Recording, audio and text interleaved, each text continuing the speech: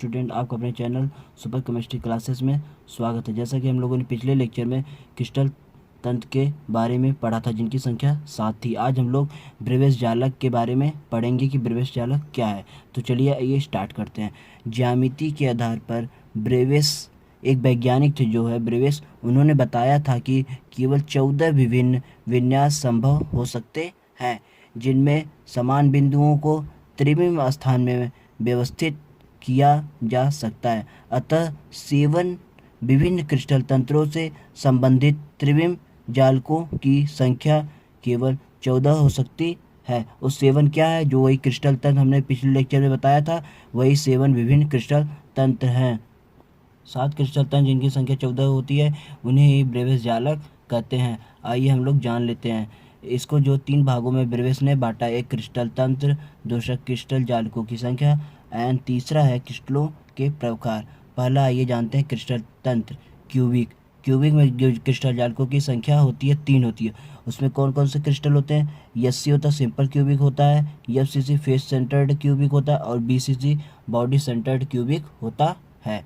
And second number का जो है क्रिस्टल तंत्र था टेट्रागोनल में जो जालकों की संख्या थी होती है 2।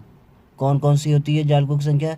एक एससी सिंपल क्यूबिक होता है और एक बीसीसी बॉडी सेंटर्ड क्यूबिक होता है। तीसरा क्रिस्टल तंत्र है ऑर्थोरॉम्बिक में जो जालकों की संख्या 4 है। कौन कौन सी 4 है जो क्रिस्टल प्रकार हैं? सिंपल क्यूबिक है, फेस सेंटर्ड क्यूबिक है, बॉडी सेंटर्ड क्यूबिक है एंड इंड सेंटर्ड क्यूबिक है।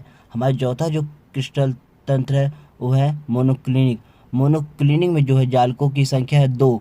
कौन कौन सी जो जालकों की संख्या है? एक एससी है, सिंपल क्यूबिक है, और एक ईसीसी इंड सेंटर्ड क्यूबिक है।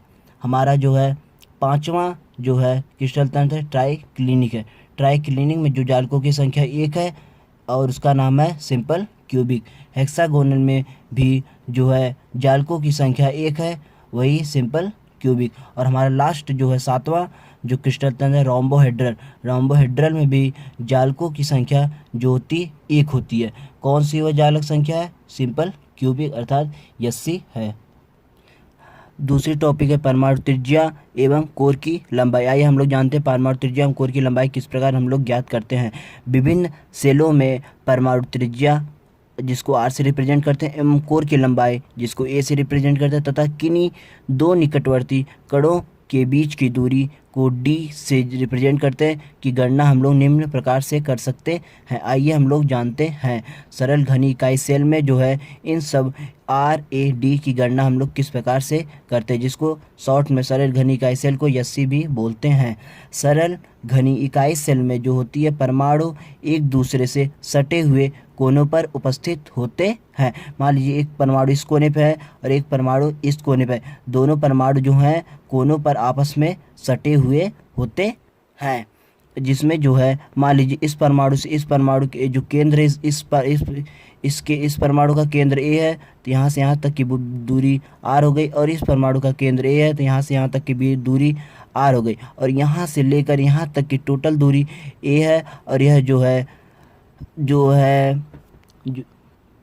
जो हो गई कोर की लंबाई हो गई, जिसको हम लोग ए से रिप्रेजेंट करते हैं। आइए हम लोग इसके बारे में जानते हैं। मान लीजिए यह जो डी है और यहाँ से यहाँ तक के बीच की दूरी ए से बी के बीच की दूरी ए है, अर्थात डी के बराबर ए बी भी हो गया, जिसको यहाँ से यहाँ तक की दूरी ए बराबर यहाँ पे एक ही आर यहाँ से और एक आर यहाँ से, जिसको 2 आर हो गया, अर्थात ए बराबर 2 आर हो गया।